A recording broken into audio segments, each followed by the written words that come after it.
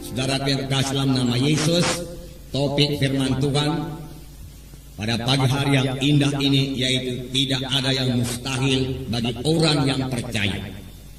Memang ada firman Tuhan mengatakan tidak ada yang mustahil bagi Tuhan.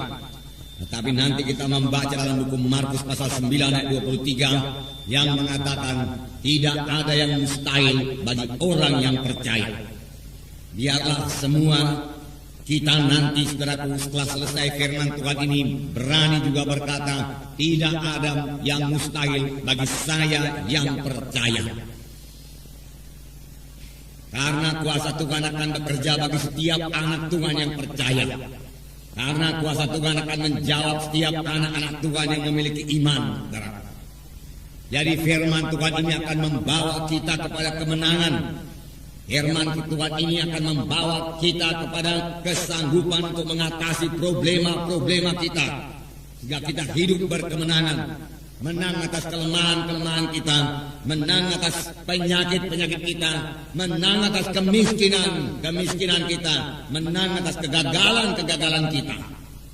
Sebab semua itu bukan daripada Tuhan. Kegagalan bukan daripada Tuhan.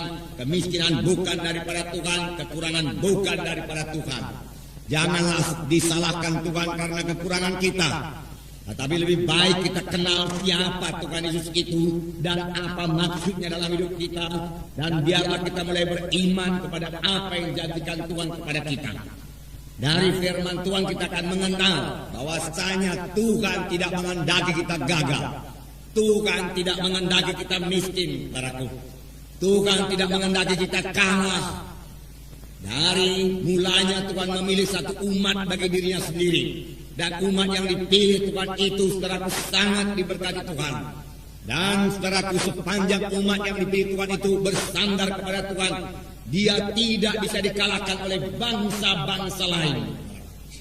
Karena Tuhan beserta dengan mereka dan Tuhan sendiri yang memberikan kemenangan kepada mereka itu saudaraku. Saudara terkasih dalam nama Yesus, puji Tuhan saudaraku. Dan kemenangan juga berlaku bagi kita buat pagi hari yang indah ini saudaraku. Jadi kita bisa bebas daripada kekalahan kita. Kita bisa hidup dalam kemenangan. Kalaupun sekarang ini saudara belum memilikinya.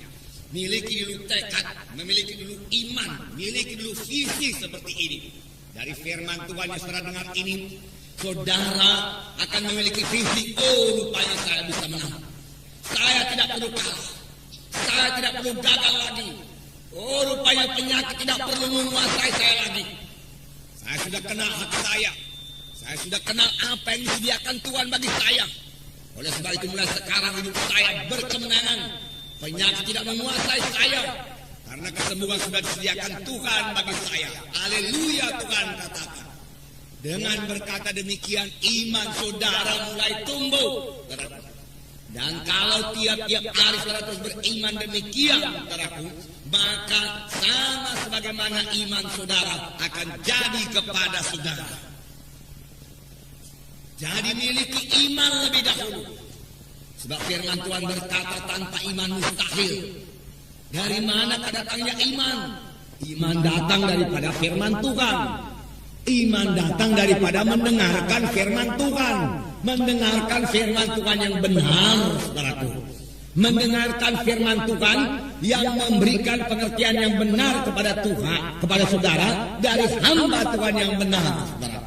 Itu sebabnya kita perlu sekali mendengarkan, saudaraku, hamba-hamba Tuhan yang benar yang diurapi Tuhan. Sehingga dia dapat memberikan pengertian yang benar dari firman Tuhan kepada kita. Dan pengertian yang benar dari firman Tuhan kepada kita itu, kita memiliki iman. Kita memiliki iman. Sebab firman Tuhan berkata, tanpa iman mustahil. Semua orang yang menghampiri Allah, semua orang yang berharap sesuatu daripada Tuhan, semua orang saudaraku yang mau supaya doanya dijawab Tuhan, harus memiliki iman lebih dahulu, saudaraku. Dan firman Tuhan juga berkata, sama sebagaimana imanmu jadi padamu. Apa yang kita percaya itu jadi kepada kita. Iman artinya kita percaya bahwasanya apa yang dijadikan Tuhan itu genap kepada kita. Sudah genap kepada kita. Adalah milik kita. Mengapa? Saudaraku, apakah dasarnya? Saudaraku, bukan perasaan kita, bukan penglihatan kita. Dasarnya semata-mata hanyalah firman Tuhan, hanyalah janji Tuhan. Tuhan sudah menjanjikannya dan kita tahu janji itu bagi kita, saudaraku. Lalu kita berkata, terima kasih Tuhan. Janji itu bagi saya Tuhan. Saya terima sekarang Tuhan. Oleh sebab itu sekarang saya sudah sembuh Tuhan. Oleh sebab itu sekarang saya sudah keberkatan Tuhan. Karena firman-Mu sudah mengatakannya demikian.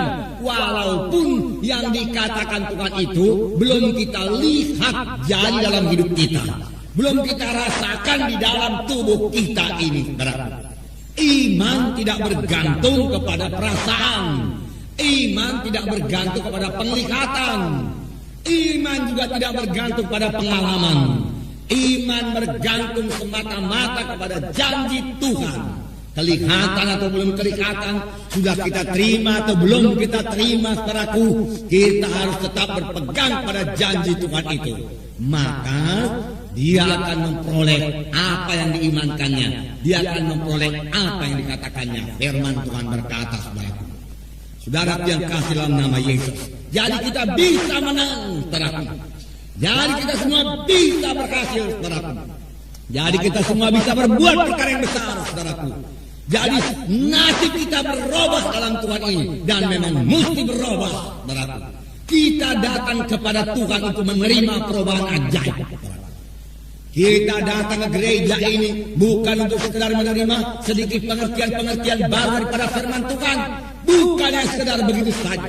Kita datang untuk diubahkan. Kejadian lama lalu, kejadian baru timbul dalam kita. Jadi dalam kita, saudaraku, hidup baru dalam Tuhan yang lain daripada hidup yang lama, saudaraku. Hidup yang bergantung sepenuhnya kepada Tuhan.